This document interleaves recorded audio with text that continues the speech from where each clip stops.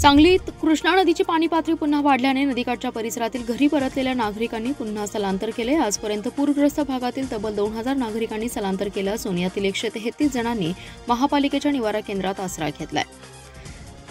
Police अधीक्षक संदीप घुगे, महापालिका आयुक्त शुभम गुप्ता आणि अतिरिक्त आयुक्त रविकांत अडसूळ यांनी पूरग्रस्त भागात पाहणी करून नागरिकांशी संवाद साधला। तसेच पाणी वाढत असल्याने वेळी स्थलांतर होण्याचं आवाहन केलं। सांगलीत कृष्णा नदीच्या पाणी पातळीत घट झाली होती। इशारा पातळी ओलांडून पुराचं पाणी 40 फूट 5 इंचावर गेलं होतं। मात्र यानंतर पाणी पातळी कमी होऊन ती 37 फुटांवर आली। त्यामुळे नदीकाठच्या काही स्थलांतरित पूरग्रस्तांनी पुन्हा घर वापसी केली होती। सांगलीत पुराची पाणी पातळी स्थिर असतानाच दुपारपासून रेड अलर्ट मिळाला। कोयनेतून 10,000 क्युसेक विसर्ग जादा सोडण्यात आला होता। धरण क्षेत्रात पावसाचा जोर वाढल्याने सांगलीत पुन्हा नदीची पाणी पातळी वाढू लागली। गुरुवारी रात्री आयर्विन पुलाजवळ इशारा पातळी ओलांडत पाणी 40 फुटांवर गेलं। दुपारपर्यंत पाणी पातळी 40 फूट 6 इंच झाली। दुपारनंतर पात्र उतरू लागलं।